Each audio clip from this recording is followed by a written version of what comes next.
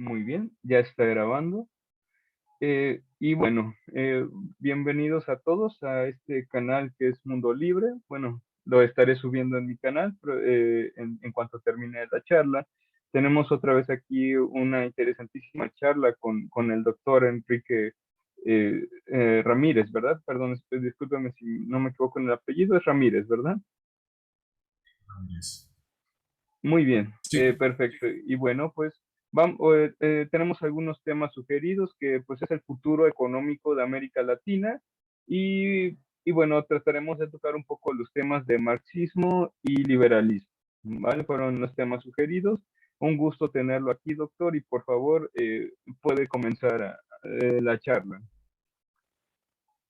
bueno, en honor a la verdad, debo decir que no tengo un doctorado, ¿no? Tengo una maestría, pero doctorado no. Ok, Soy ok. profesor universitario, sí, pero Ah, ok, no, ok. Disculpe. no soy profesor de posgrado y no, todavía no he concluido mi doctorado. Ok, ok. Pero, bueno, sí, acá en Perú estamos viviendo unos momentos un poco difíciles, importantes.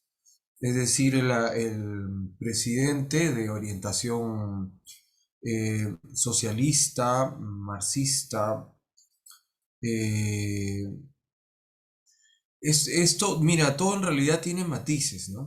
Es decir, si yo digo que el presidente es marxista, muchos van a decir que no lo es, porque en realidad él personalmente no tiene esa ideología, sino que su entorno es el que está, digamos, metido en esta doctrina, ¿no?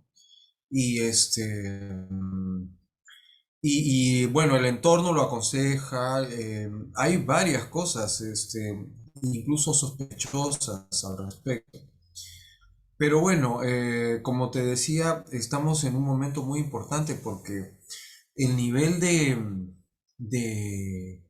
¿qué se puede decir? De incapacidad, el nivel de desastre, la advertencia, como, así como hay una advertencia de un sismo, en estos momentos todas las alarmas están sonando respecto de un sismo social, económico, político en Perú, ¿no? Hoy, 29 de julio, estamos en plenas fiestas, ¿no? de patria, de la patria, ¿no? Es decir, el 28 y el 29 aquí en Perú son fiestas nacionales.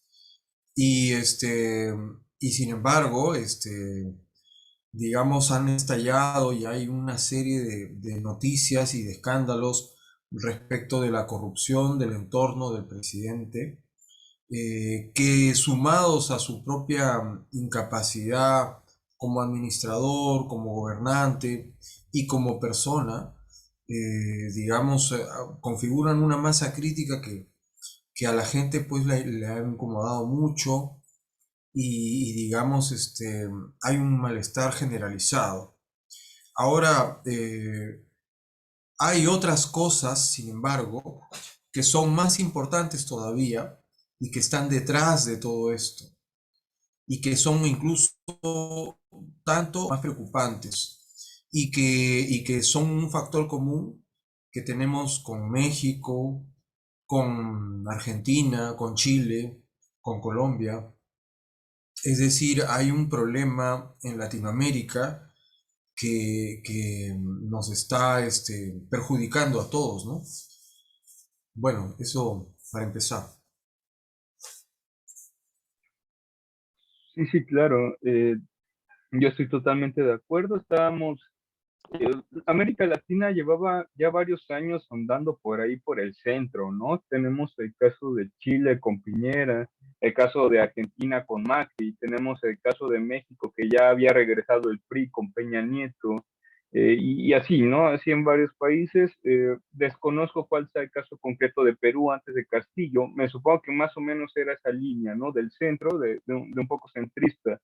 Y bueno, siempre se vio como la oposición a la izquierda, todo el centro, ¿no? En América Latina.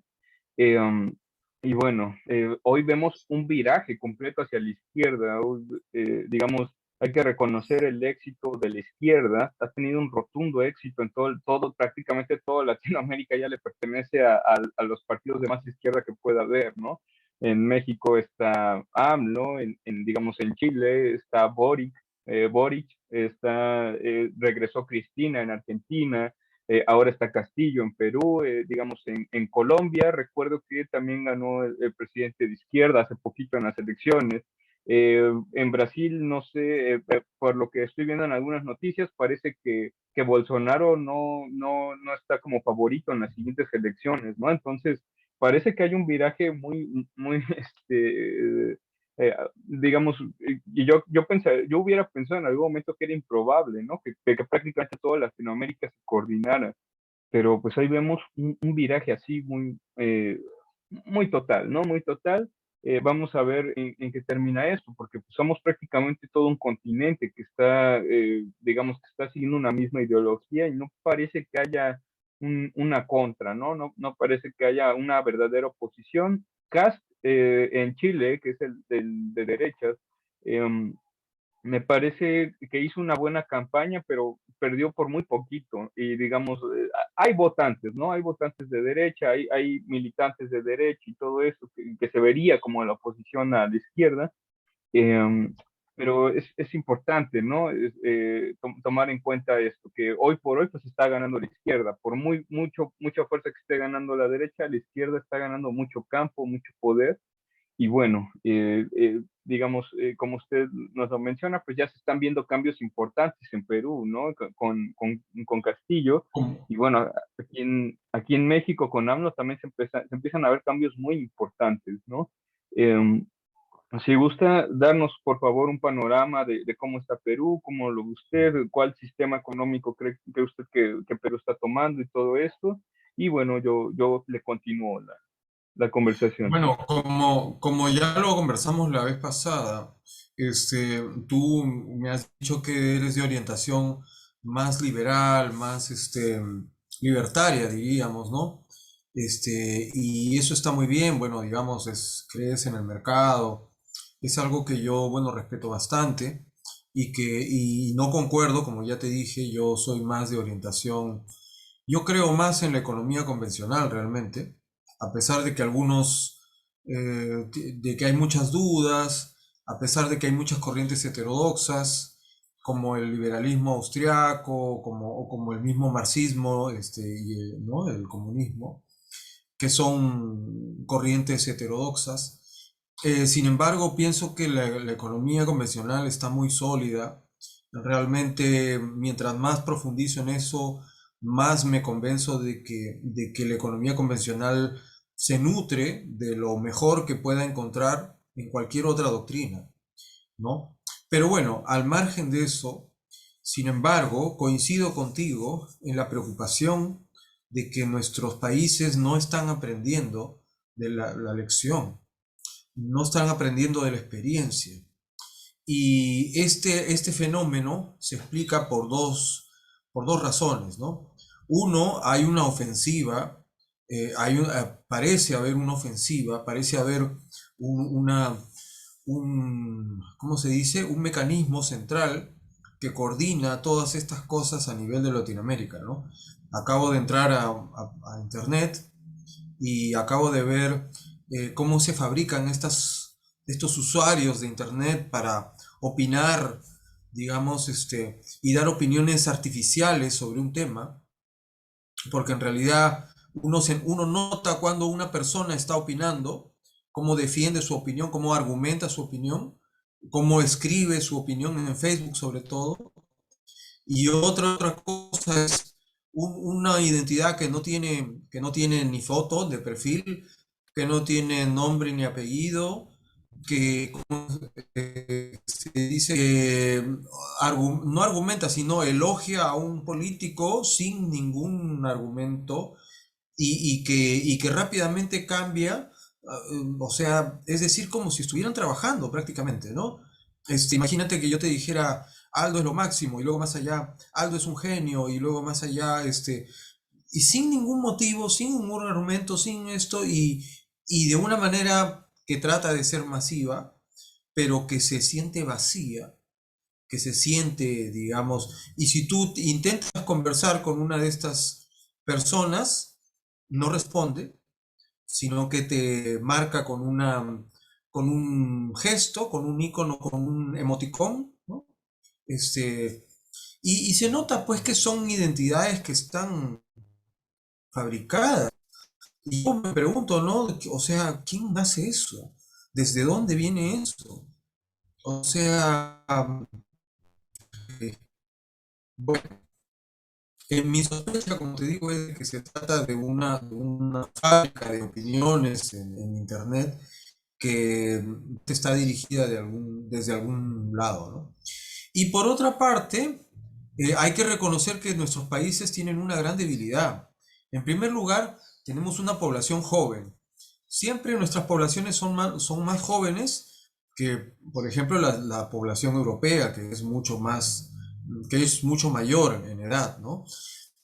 Y como una población joven que no ha vivido las experiencias de los 80 o de los 70, ¿no? En que tuvimos ya, digamos, gobernantes socialistas, como no hemos podido gozar o no hemos podido experimentar las bondades de estas doctrinas, entonces caemos en el mismo error que cayeron nuestros padres o nuestros abuelos, incluso, ¿no?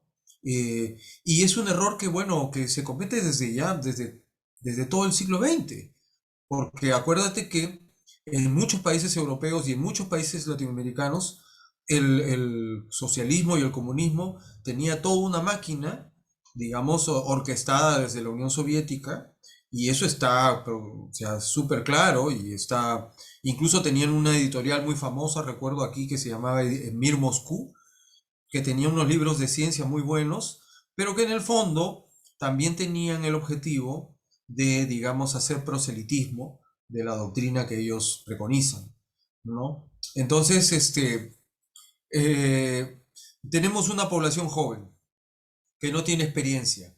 Y si a eso le sumamos que no lee, que tenemos una población joven que no estudia su historia, que no se nutre de, digamos, de buenas fuentes de información, entonces tenemos un caldo de cultivo ideal para que surjan estos problemas, ¿no? Imagínate que en el Perú se quiera regresar a la Constitución de 1979. Y te voy a dar solamente un ejemplo. Con la Constitución del 79, que duró solo 10 años, permanentemente el Perú estuvo en inflación y en recesión. 10 años de inflación y de recesión con una constitución que digamos era a todas luces insuficiente digamos muy poca cosa para enfrentar los problemas mundiales que se vivieron en aquella década. Sin embargo, después del 93, que también ha habido muchos problemas mundiales, con la constitución del 93 en 30 años, digamos, hemos tenido la crisis asiática, que tuvimos una recesión en el 97, y no hemos tenido inflación, ¿ah? Y hemos tenido la recesión de la pandemia mundial del año pasado, ¿no? Que empezó el 2020 prácticamente, ¿no? A fines de 2019.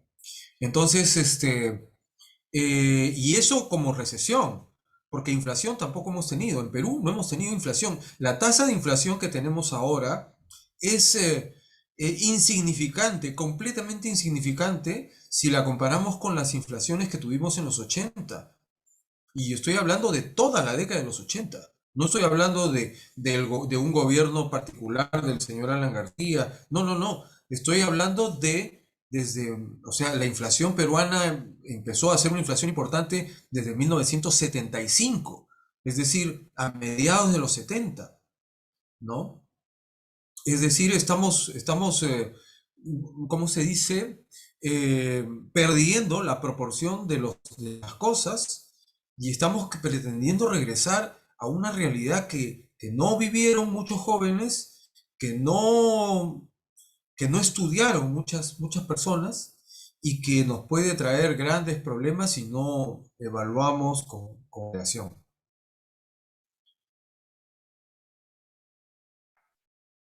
Muy bien, muchas gracias. Sí, sí, claro.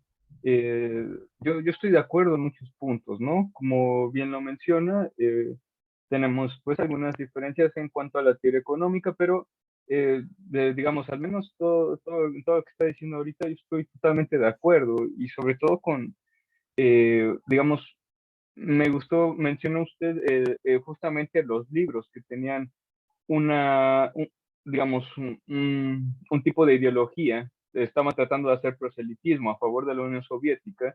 Y eso me recuerda un poquito, hay un libro de Henry Hazlitt, es raro, ¿no? Porque Henry Hazlitt nunca se ha, eh, digamos, nunca se ha hecho famoso por escribir libros, novelas tal cual, sino que ha escrito más bien puros libros de teoría económica. Pero escribe uno que se llama El tiempo volverá atrás, es una novela, y justamente está hablando el supuesto de qué pasaría si todo el mundo hubiera sido gobernado por la Unión Soviética, si el comunismo hubiera llegado a todo el mundo y la capital fuera la Unión Soviética, ¿no? Entonces, entre una de las cosas que narra, digamos, y que pasó en la Unión Soviética, como bien usted lo dice, pero ahí en la historia nos está contando que justamente todos los libros, ya fueran de ciencia, fueran de economía, fueran de historia, todos tenían que mencionar en algún punto que lo maravilloso que era el dictador mundial y lo maravilloso que era el gobierno, ¿no? Entonces, a mí me parece muy importante empezar a ver este tipo de temas porque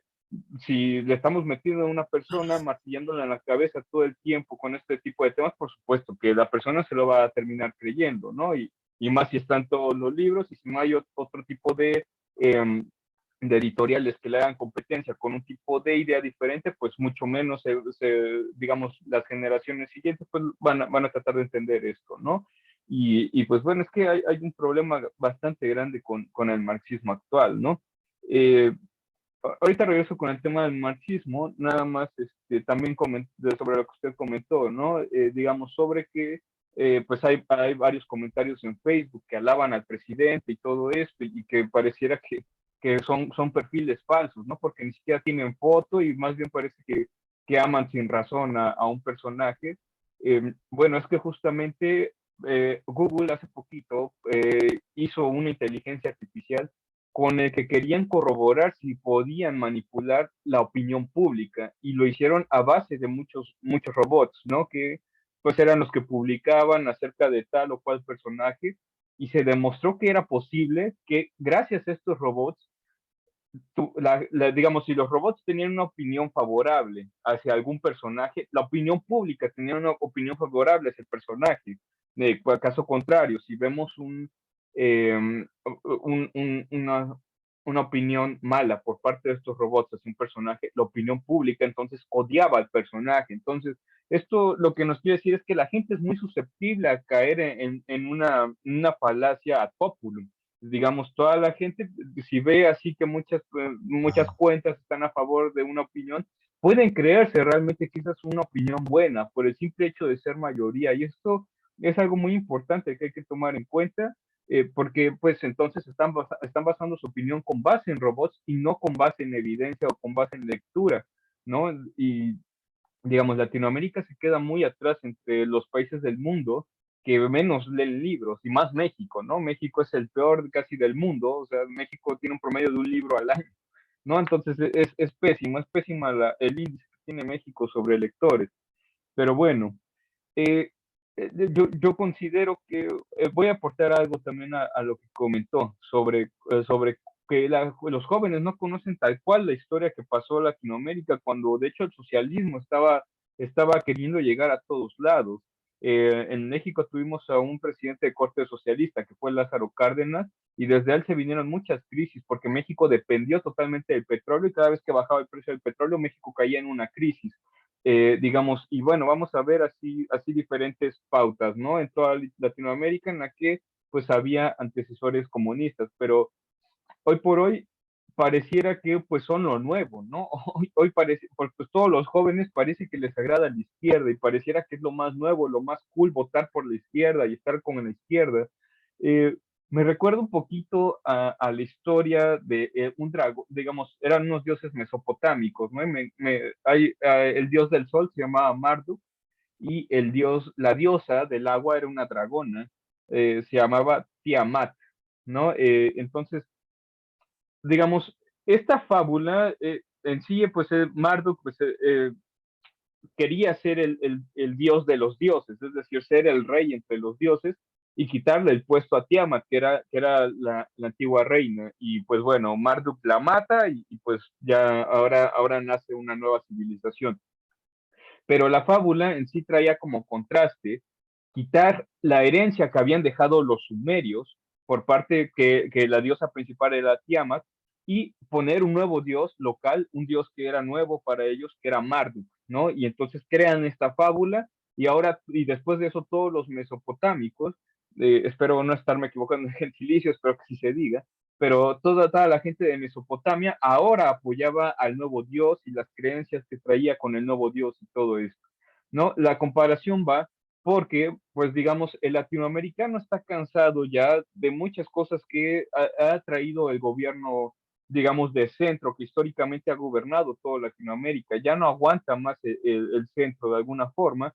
Ha habido muchos casos de corrupción, ha habido muchos casos de la ineficiencia de gasto público y todo esto, y quieren traer ahora una nueva persona que represente ahora una nueva cultura que ya no tenga que relacionarse con la antigua, digamos, con todos los gobernantes anteriores, y ahora resulta que toda la izquierda es lo nuevo, toda la izquierda es lo cool, sin saber que muchas veces estos candidatos de izquierda pertenecieron a los partidos de centro, ¿no? Como es el caso de López Obrador, que estuvo en el partido del PRI y después, posteriormente se pasa al partido de Morena. Bueno, funda su propio partido y todo eso.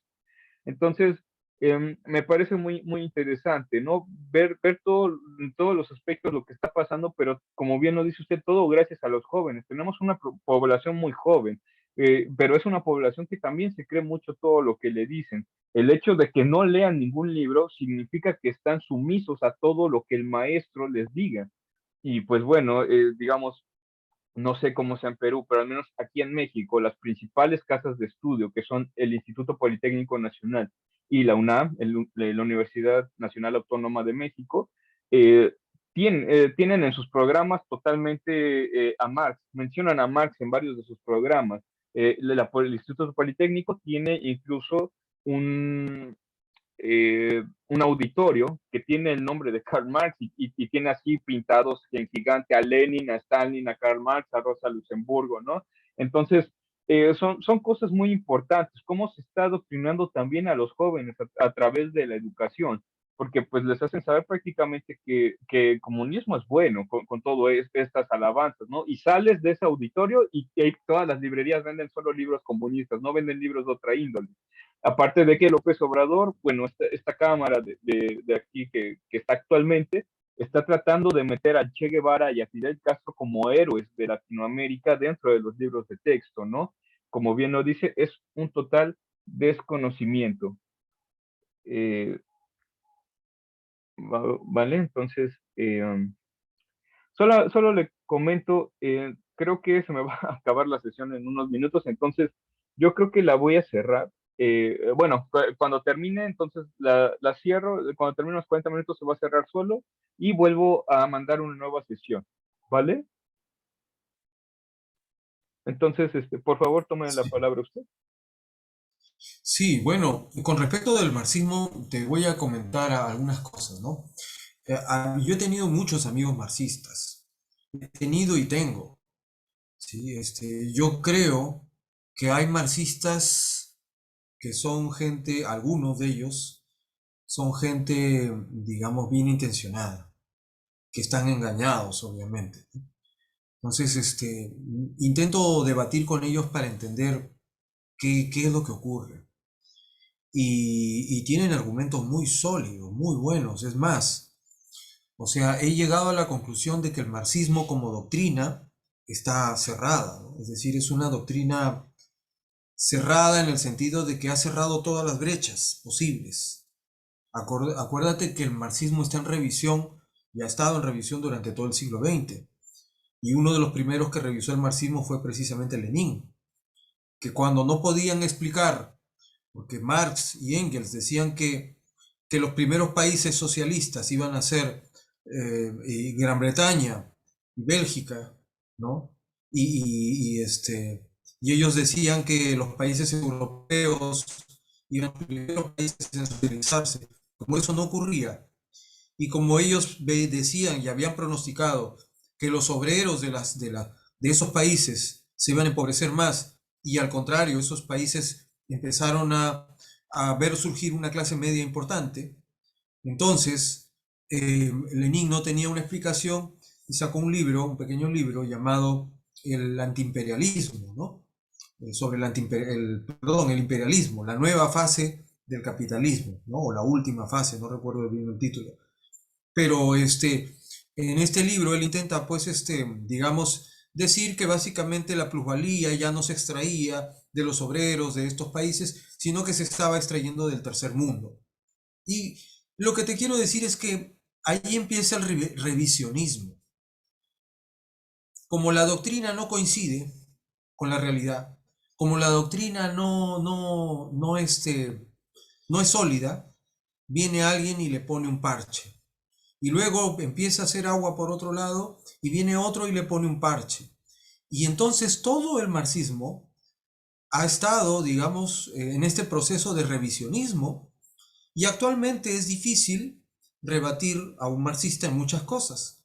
Pero te voy a poner un ejemplo de cómo esto no funciona. Mira, en la economía tradicional, tú sabes que el precio, o como le dicen, el valor de cambio, los marxistas, fíjate que ellos no utilizan los mismos nombres, porque no les interesa entenderse con los demás, sino imponer su propia doctrina. Ellos no dicen precio, sino dicen valor de cambio, ¿no? Bueno, lo dice también, es verdad que lo dice Smith al comienzo, pero bueno, veamos esto. Entonces, el precio en la teoría económica se explica muy bien de cualquier bien que se trate.